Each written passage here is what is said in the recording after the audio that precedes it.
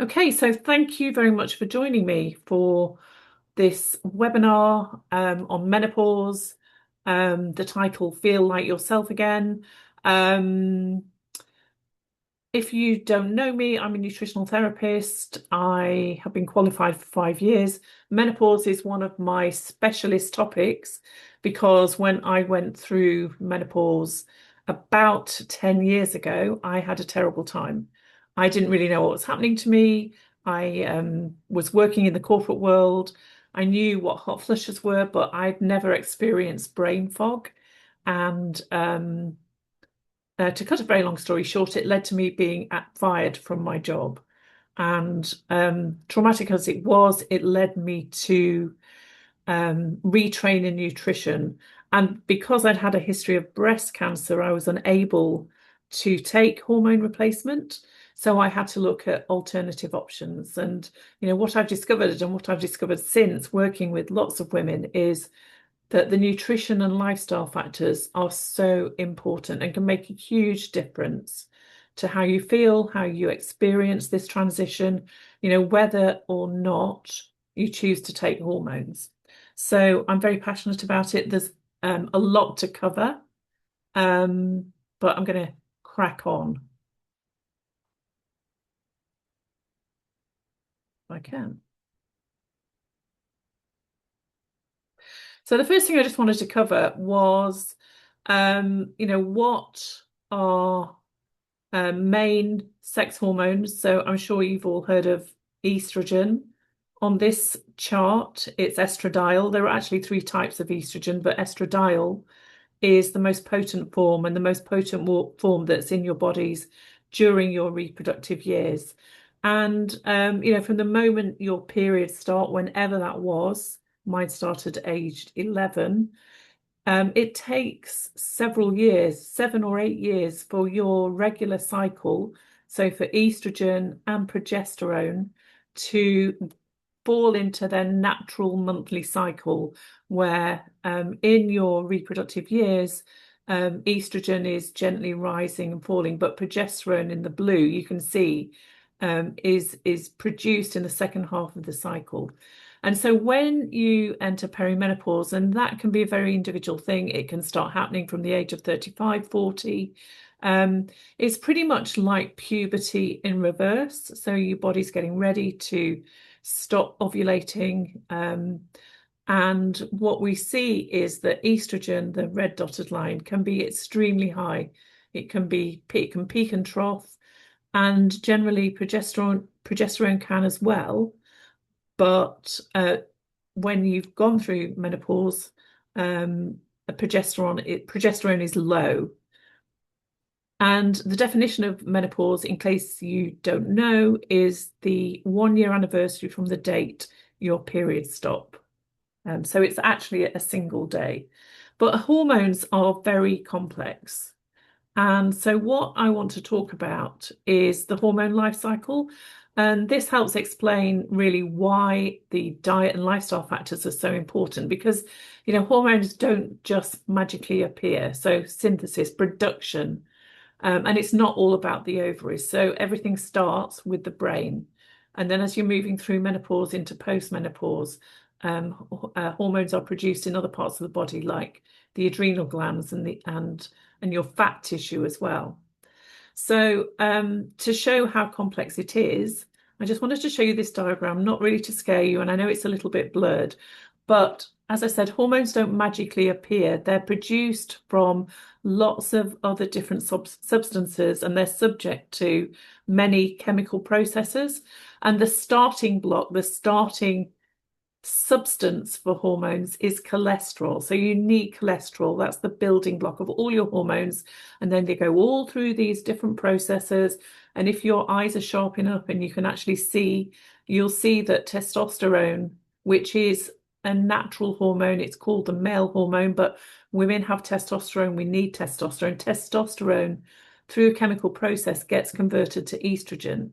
So that is normal, that is natural. And all of these processes need specific nutrients and they need a healthy body to work. So the production part of the hormones, as I said, It's not like they just magically appear. And so then once the hormones have been produced, they need to be transported around the body to where they're needed. So you have receptors for hormones, for estrogen, progesterone on all many different cells all around the body, which is why if you're going through menopause and you've got many different symptoms, including brain, um, is why you experience the symptoms.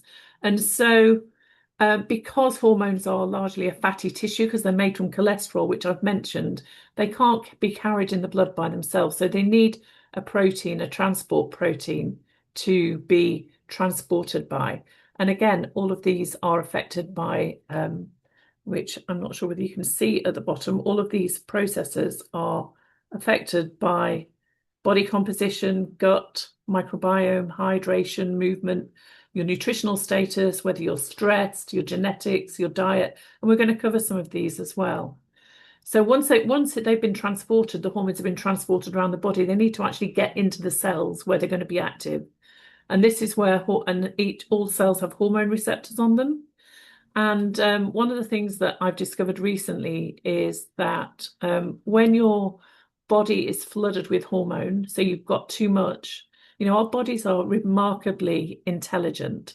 And what they do is they will reduce the number of receptors on your cells so that you're not flooding yourself with hormone. And when hormone levels are very low, your body can naturally increase the number of receptors on the cell. So receptors are a bit like a lock and a key. The hormone has to fit into the receptor to get into the cell. So this is why high levels of hormone are not necessarily better. Once hormones have been used within a cell, wherever it is in the body, they then got to be broken down and removed and then cleared from the body as well. So all of these, so this is why it's not just as straightforward as having a hormone and expecting it to work wonders, because, hang on, they all need certain nutrients to work. And we're going to go through some of these in details. And I'm going to be sending the recording and the slides to you anyway, so you can refer back to them. But you'll see that protein figures, healthy fats, minerals, phytoestrogens, I'm going to explain what they are, omega-3s, B vitamins. So all of these stages are impacted by your nutritional status and by your lifestyle, which is why making changes, getting your basic diet and lifestyle factors in place can be game changing for how you feel. Some of the factors, some of the foods that make a difference, and I'm going to be talking about these. I'm going to be going through in a moment 5 key nutritional pillars that are vital for ensuring that you feel good, not just going through the menopause transition, but also into older age, a healthier midlife and beyond. So symptoms of hormonal balance, there are many. We hear about hot flushes, night sweats, brain fog, mood swings, irritability, anxiety. All of these are symptoms of hormonal imbalance. And generally speaking, if during your reproductive years your monthly cycle has been difficult, you've had pain, you've had clotting, you've had PMS, then that is a sign of hormonal imbalance. And as women, we are not properly educated about our cycles and what makes a difference. And we shouldn't have to put up with it. But if you have had difficult periods, monthly periods, menstruation, it can mean that maybe your menopause may be more difficult as well. Not necessarily. So it's a puzzle. There are a lot of factors that make a difference. We're going to be focusing on food and exercise, and I'm going to be touching on a few of the other factors that make a difference, but we don't have a lot of time. But this is just to give you an idea of what is important and what can make a difference, and what I've seen working with women over the last 5 years.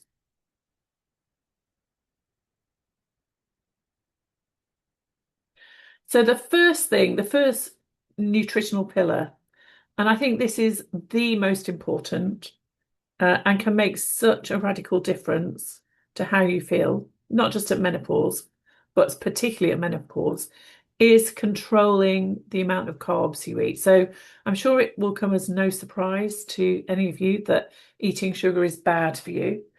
But what about those white carbohydrates, the rice, the pasta, the bread, the chips, and there are many more? They break down in your body into glucose, the same as sugar. So your body doesn't recognize whether it's come from rice or a donut. It's glucose, and it's very dangerous in your blood. It's damaging to blood vessels, and you only need a tiny amount in your blood at any one time. We have about, on average, 5 liters of blood in our body, and we only need 1 teaspoon of glucose or 1 teaspoon of sugar at any one time for energy. And as I mentioned, it's dangerous for your blood vessels. It's a bit like having an army of Brillo pads scratching against your blood vessels and the lining, causing damage. And so what happens is, because, mostly on a Western diet, it's very carb heavy. And if you think of a typical Western breakfast, cereal based, toast, jam, granola, muffins, they're all carbs. And they're meaning that so too many people are eating too many carbs. And what happens, as I've said, because glucose or sugar is so dangerous in your blood, it's causing damage. Your body produces insulin, your pancreas produces insulin to get that glucose, that sugar, out of your blood and moved into your cells where it can be used for energy. But everything in your body needs to be kept within a very narrow range. So balancing blood sugar is key, it needs to be kept within a narrow range. When it spikes out of the body's natural range, it's likely to dip. So when insulin has done its job, and it's got the sugar out of your blood, but this blood sugar roller coaster can cause symptoms like feeling hangry. It can cause mood swings, sugar cravings, energy crashes, mood swings. And so if you commonly feel 2 or 3 o'clock in the afternoon, exhausted and sleepy, maybe your blood sugar's imbalanced. And maybe you haven't really thought about insulin before. It's a very damaging substance. You probably only heard about it in relation to diabetes, but insulin plays havoc with your hormones. So it damages and affects the levels of some of those proteins and enzymes that are needed to convert hormones from one form into another, to transport them around the body, to enable your body to clear the hormones from the system. And insulin is a fat storage hormone. So when you have insulin present, it's impossible to lose weight. And as I mentioned, you only need a tiny amount of carbs or glucose or sugar in your blood at any one time, 1 teaspoon. Any more than that, if you're not using those carbs for energy, it's going to be laid down as fat. So managing your blood sugar is so important for a healthy body, for managing a lot of symptoms, for helping sleep, for losing weight. And so it's thinking about what are you eating?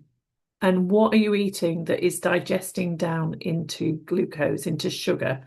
So these sugar diagrams are really important in getting an idea of what is affecting your blood sugar.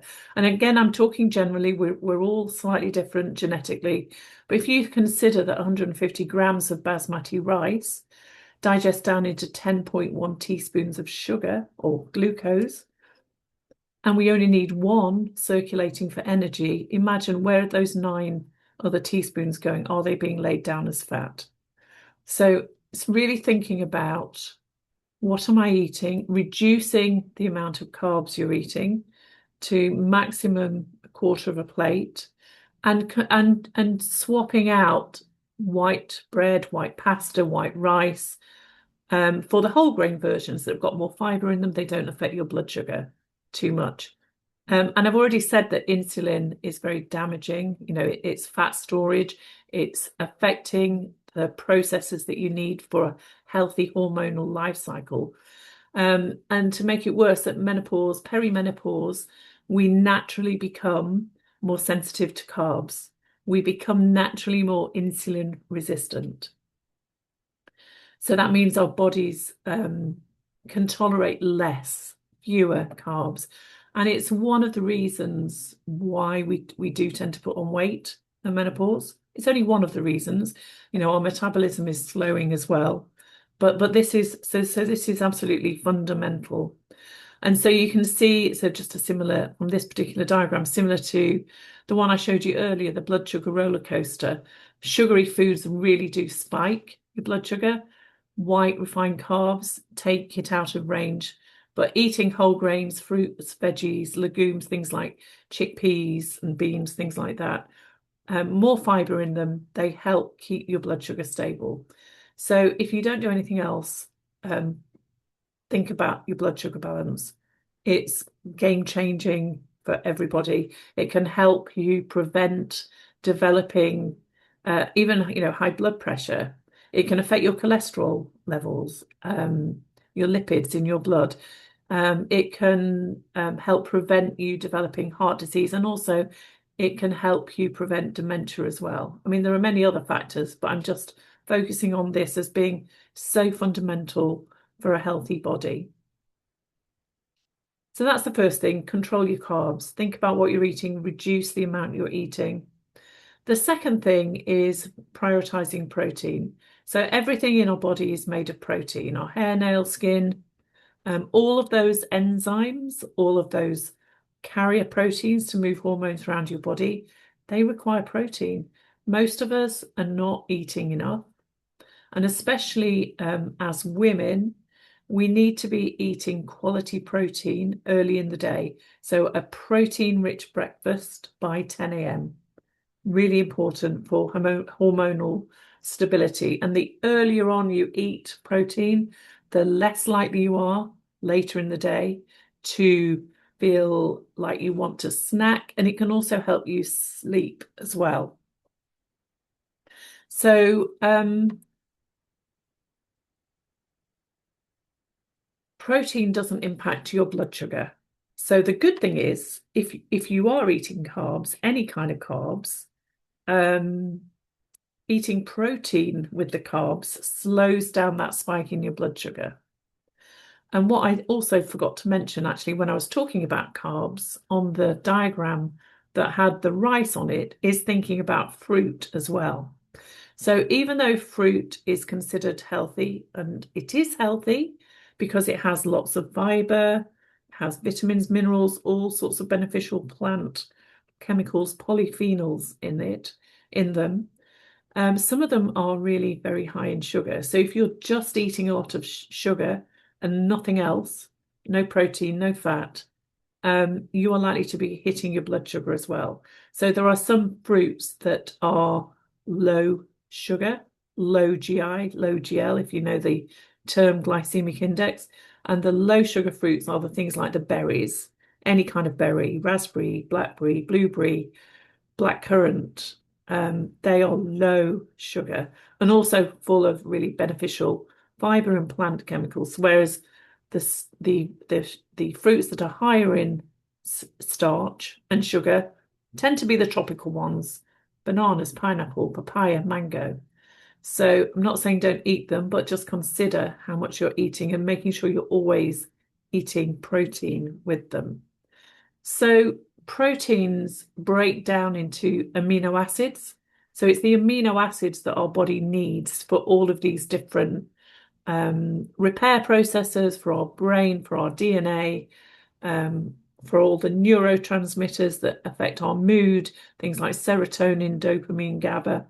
And animal proteins are called complete because there are 22 amino acids, 9 of them are essential. And what essential means in nutritional terms is you have to eat them because your body can't make them from other substances.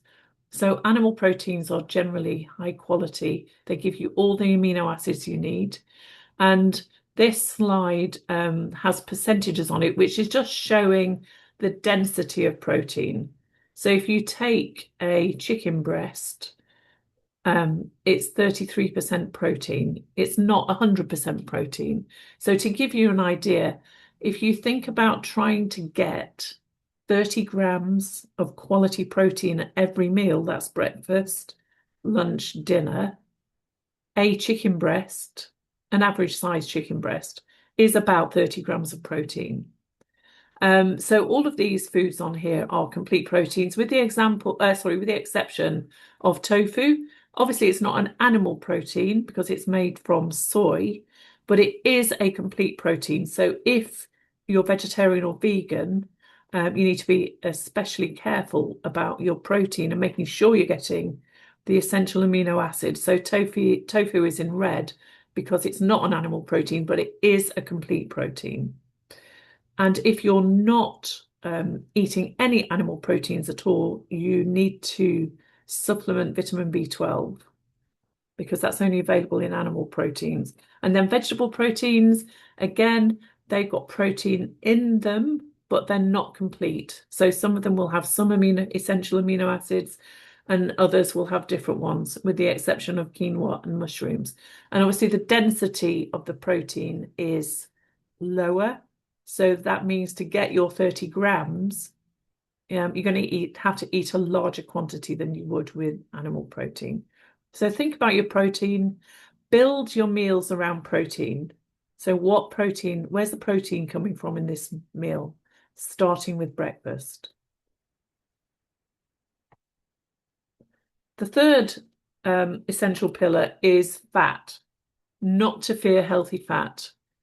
We have been living in a fat phobic society since the 80s, where bad science led us to believe that fat was unhealthy and made us fat.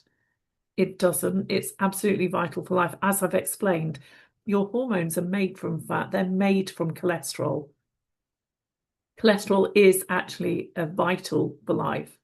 Um, and for brain as well. Your brains are 60% fat. So healthy fats, things like extra virgin olive oil, fish, nuts, seeds, avocados, very important for hormonal balance. And especially if you're feeling a bit dry, you've got achy joints, are you eating enough fat? Your hormones won't work properly without enough fat in the diet. And also, you need enough fat to be able to absorb the fat soluble vitamins, vitamin A, vitamin D, vitamin E, vitamin K. They're all fat soluble vitamins. So even if you're eating the right foods with those vitamins in them, if you're not eating any fat, you won't be able to absorb them.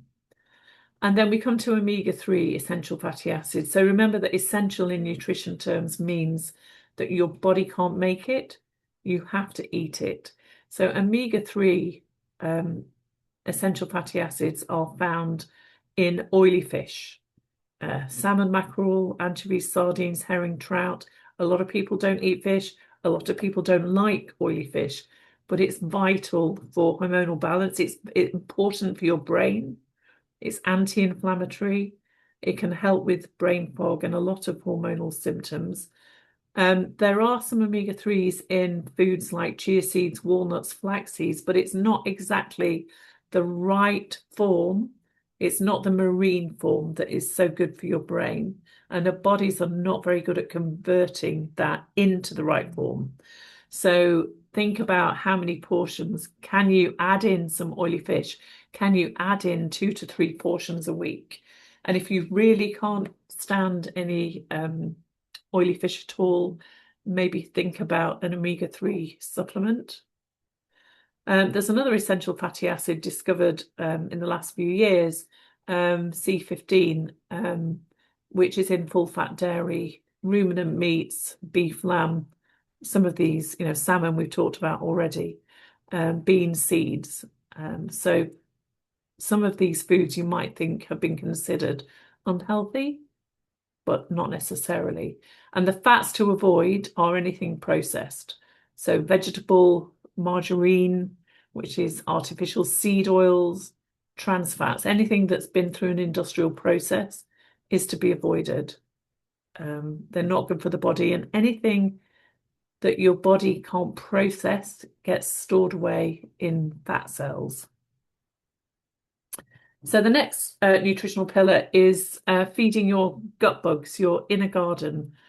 So hopefully you've all heard of the gut microbiome. So we have a community of bacteria, all sorts of things, viruses, fungi, all sorts of microbes living on us and in us. And the largest proportion is in our large intestine. And there are 100 trillion of these little creatures, 10 times more than human cells, and they have their own DNA, and they are really important for not only hormonal balance, but how your digestive system works. They feed on fiber, the fiber that is in fruits and vegetables. And when they feed on fiber, they're producing a lot of really beneficial substances for your body, and including neurotransmitters and vitamins. So very, very important that you've got a healthy gut microbiome, and that is also important for enabling estrogen and other hormones to be removed from the body once they've been used by your cells. So in that whole hormonal life cycle that I talked about at the beginning. So what do you need to do? And the key is to obviously eat as many different fruits, vegetables, and nuts, seeds count as well, and things like lentils, chickpeas, all of those kind of beans are high in fiber. But eating what we call across the rainbow, because all the different colors have different types of fiber, different types of plant chemical polyphenols that are beneficial for us. And the government guidelines talk about eating five a day, 5 portions a day. It really isn't enough. So you should be thinking 10, 12, as many as you can. And quite often I set clients a challenge to try and get 30 different types of plant foods into their diet. So it's not as difficult as it seems, because it also includes herb spices. I've already mentioned nut seeds and all the different. So think about, what can you do? Are you eating red, for example, pomegranates, cherries, red peppers, green, blue, purple, white, yellow, orange. And bearing in mind, some of these vegetables and fruits are quite high in sugar and starch, so you need to be careful of the portion size. And this is important, as I mentioned, for hormonal balance, anti-inflammatory, for your digestive system to function, for your immune system. So 60 to 70% of your immune system is in your gut. So the health of your immune system is affected by, the health of your gut microbiome. And also it's linked to eye health, heart health, brain health, skin health. Oops, let me just go back a second. So there are certain types of fruits and vegetables that are more beneficial than others. So the brassica family, so broccoli, cruciferous veg, so broccoli, cabbage, kale, cauliflower, rocket, that family of vegetables are very beneficial in supporting your liver and helping the removal of hormones. Because if you eat too many sugars and starches, they're feeding the wrong kind of bacteria, and your gut might be out of balance. So that family of vegetables are really beneficial for hormonal balance, clearing hormones. And then there are some foods that have soluble fiber in them that act a bit like fertilizer on your gut. So if you think about your gut microbiome, everyone's will be unique. It's a bit like a fingerprint. If you think about it as being your own inner internal garden, think about how you can feed the good bacteria or the beneficial bacteria and minimize the unhealthy bacteria. So it's all about balance, but it's also about diversity, lots of different kinds of species. Um, so soluble fiber thing, in onions, garlic, leeks, sweet potatoes, they have soluble fiber. They are like a fertilizer. And then you have fermented foods, which have live cultures in them, probiotics in them. So I'm not talking about supplements, I'm talking about fermented foods, so live yogurt with live cultures in it, sauerkraut, things like kimchi, kombucha. So trying to get some live cultures, add in some fermented foods to your diet if you can. And if you aren't eating much fiber or much plant food at the moment, or you're not eating any fermented food, it's best to start small. Start with a tablespoon a day because they're going to be stimulating your gut bacteria, and you might experience wind, which isn't dangerous, but it can be uncomfortable, it can be embarrassing. And then leading on, closely linked to this, we've got phytoestrogens. So some plants have what we called phyto. Phyto just means plant, have substances in them that weakly mimic human estrogen. And these can be really helpful in perimenopause and menopause because they're magical if your estrogen levels, for example, are too high, which can be common in perimenopause. They can help lower, they affect the receptors on cells. And, in postmenopause, as you're moving through the transition, and your hormone levels are low, they can magically raise them as well. So flax seeds are probably the most potent form of phytoestrogens. So flax seeds are a really good thing to add to anything, salads, yogurt, any soups. I buy them ground, milled already, and I keep them in the fridge. And then soy as well is also a potent form. So things like tofu. But try, if you're buying tofu, if you're buying any soy products, try and buy something as unrefined and organic as possible. And you want to try and avoid GMO. And then you can see lots of other, excuse me, lots of other fruits and veg have small amounts of these in them. So, but not really high amounts or potent amounts. So but they all feed into, in diversifying, increasing the range of plant foods that you're eating. So those are my 5 key nutritional pillars. Um, I can't remember whether I said this when I was talking about the hormone life cycle and the fact that hormones need to enter cells. I think I did mention one of my key things that I've discovered fairly recently is that, and apologies if if I'm repeating myself, is that high hormone levels are not necessarily what you're aiming for, because your cells, if they're detecting high hormones, they will reduce the number of receptors to avoid overloading the cell. So that's why what I've been saying recently is, menopause is not necessarily about a hormone deficiency, but your body is very intelligent, and lower hormone levels post-menopause are actually natural. So I wanted to talk about exercise. Strength training is essential, building some muscle. And the reason why this is so important, there's so many reasons why. So first of all, muscle is leaner or takes up less room than fat. Building muscle mass is the only way to increase your metabolic rate. So it's more hungry for calories than fat cells are. When you have some muscle, the action of lifting weights or whatever you're doing, building some muscle, is the muscle is pulling on the bone, so it's sending a signal to your bones to stay strong as well.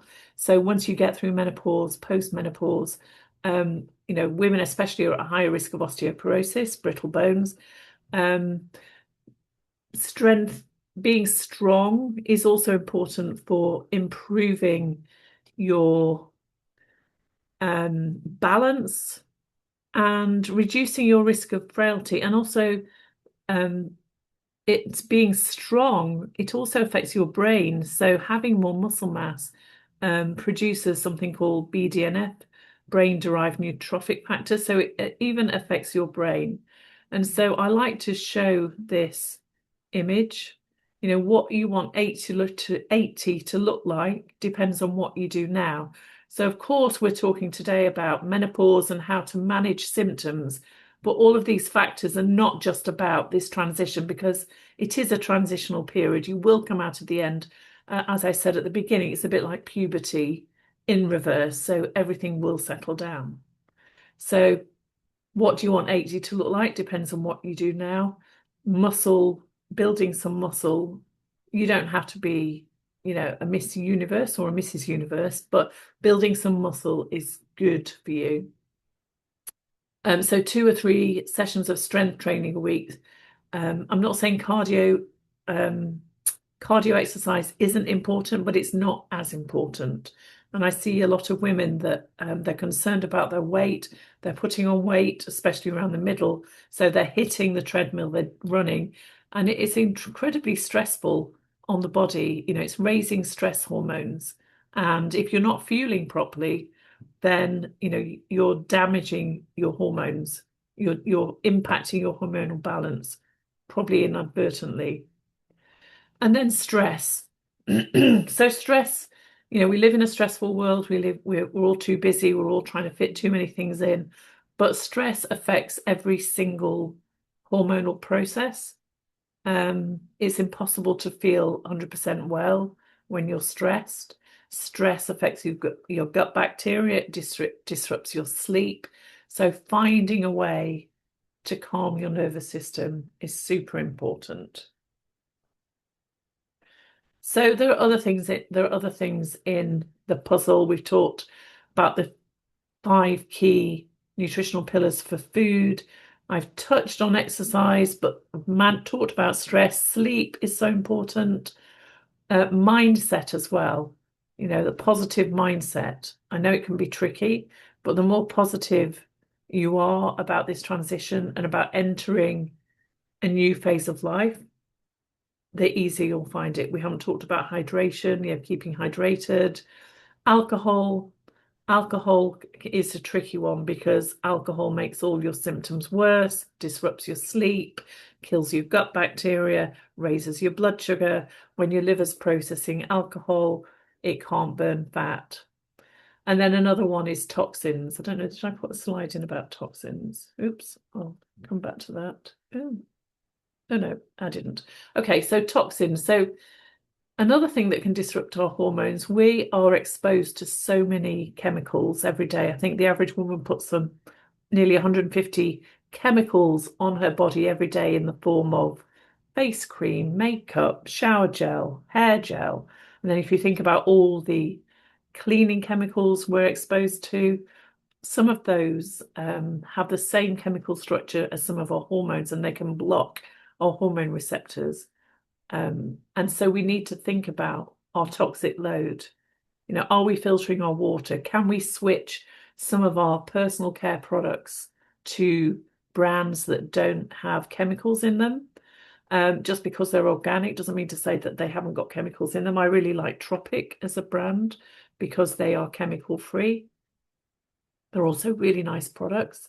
So thinking about toxins as well. And if your body can't process anything, so if you're exposed to a high toxic load, I mean, even being exposed to mold in the house, your body will store it in your fat cells to lock it away. So, what else?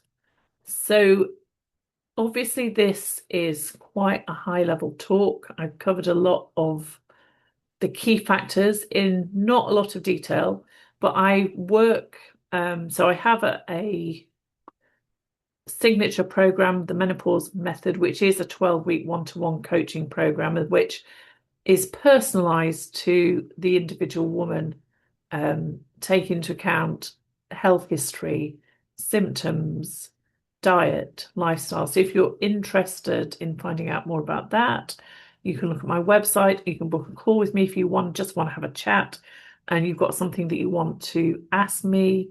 Because obviously this is general information that I am giving out, so no obligation. Any questions?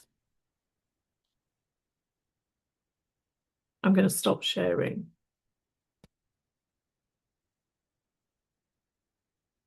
Anybody got any questions? Couple, if that's okay. Yeah, sure, go ahead. You'd said that carbs on a plate no more than 25%. Yes, I currently have my macros split as carbs 45, protein 25, and fat 30. Would you say right. my carbs are too high on that basis? I do strength train quite regularly. Yes. I mean, when it comes to training, um, you do need a few carbs before you train, and it's best not to train fasted. But I would say it depends on, how you're feeling. So, are you feeling fine? Are you carrying any excess weight? Do you have any symptoms? If you're feeling absolutely fine and it's all working for you, then keep going. But if not, if you've got any symptoms, if you've got brain fog, flushes, not sleeping properly, you're feeling sleepy in the afternoon, um, then think about the carb Okay. portion for I am sure. struggling with cut. I'm a healthy weight, but I am struggling a bit with cutting at the moment. With Um, what? With what? Sorry, with. with cutting, trying to get my body fat down a bit. Mm. Yeah, because as I've said, when I was explaining carbs, um, if you've got insulin present, it's a fat storage hormone. So we need to keep them low, depending on your age as well. We're less able to process them. But also it depends on the quality of the carbs as well. If you've got whole grain rice and you've got lots of foods with fiber in them, then, that is beneficial versus, white rice or white bread or white pasta. Hmm. But if Okay. if you're concerned about body fat, I would try to reduce them down to a quarter of a plate, and quarter of a plate of protein, and then half a plate of some vegetables, or not the non-starchy vegetables, or the different colors. Hmm. Yeah, I mean, I ate a lot of vegetable. No, that's good. That's good. Yeah, And are you having protein in the morning at breakfast? yeah, I start off with a protein shake, and then I'll have protein with breakfast, lunch, and dinner, and then Yeah. extra protein. I'm pescatarian, so I have to be quite careful about how Yeah. much protein Yeah. I Yeah. manage to get in. But Yeah. I think I'm mid-40s now, and I'm perimenopausal, and it has become a lot hard. Like I say, I'm a healthy weight. I'm about 22% body fat, but Yeah. I want to get that down to around 20. And it's always been easy to cut before, and Yeah. now it's No. hard. Everything changes. Everything changes, when you get to that age. Everything is changing. And also, another reason when you get to perimenopause and beyond that your body wants to hold on to fat is that, when your ovaries produce, well, they don't completely stop producing estrogen. They produce a lot less, but the it's different organs start taking over. So your adrenal glands, your fat cells will start producing estrogen. Well, obviously in through the chemical processes that I've talked about, but it's the less potent form. I mentioned estradiol as being the potent form of estrogen that, when we're still ovulating and cycling, but the post-menopause form, estrone, is produced largely from adrenal glands fat cells. So again, if you're highly stressed, your body will hold on to fat because it will sense, our brains are sensing our environment the whole time, sensing, is there a famine coming? There's a lot of stress here. I need to hold on to fat. Um, so I've got some stores to produce estrogen from. And I haven't even mentioned cortisol at all. So are you stressed? Would you Um, say highly stressed? run a business and have children. Well, yeah, we're all stressed, aren't we? I mean, it's a silly question, isn't it? But, cortisol, if you've got high cortisol, that pumps glucose into the blood as well. So it's very hard to reduce your body fat if you're eating too many carbs, if you're going through your 40s, 50s, and the menopause transition, um, not doing the right kind of exercise. What else? Oh, my brain's just gone. I've lost my train of thought, sorry. But yes, you give it a try. See how you Thank feel. you. And then the other question I had was I don't drink during the week. I do drink at the weekend, probably about a bottle of wine spread over the 3 days. So a large glass a day, Friday, Saturday, Sunday. Is that undoing all the good work of the week, or is that of a moderation that wouldn't? Um, Gosh, I mean, I don't want to be a killjoy and say don't drink anything. But when your body is processing alcohol, as soon as it senses alcohol, your liver's got to kick in and process it. And so when it's processing alcohol, it can't be managing your blood sugar, it can't be burning fat. So, you know, is it disrupting your sleep? Is it giving you the munchies? Does it bring you joy? Um, I don't know. I don't want to tell you no, but mm, it's not good. It kills your gut bacteria. It's a bit like pouring weed killer on the garden. Sorry. And also it's not good for your brain. And in fact, I mean, I know this sounds real killjoy, but there is no safe level of alcohol. Um, Increases your risk of breast cancer. But hey, so does life. You know, Yeah, you kind of choose your poisons, don't you? yeah. Okay, thank you. That was my two questions. Anybody else got any questions? Yes, just a question from me. Yes. Um, Who's I'm that? Sorry, I can't see. it's Mel, Mel. Hi, Mel. postmenopausal. Yeah, Um, I've been seeing things and reading things about how to make carbs better. yeah, And it could be white rice or potatoes or bread, white mm, bread, for example, yeah, that's been frozen after being, say if yeah, it's potatoes or rice, you've cooked it, you've yeah. then chilled it, frozen it, it reduces the impact of carbs. Is that true? Yes, yeah, it is. It is. So, when you've heated something and cooled it, so whether that's bread, pasta, rice, you've changed the chemical structure. So, a certain proportion of that starch has become resistant, what we call resistant starch. So it means that your digestive system, your upper digestive system can't process it. So it's less likely to affect your blood sugar as much. And more of that is passed through to your large intestine for your gut bugs to feast on. So that is true.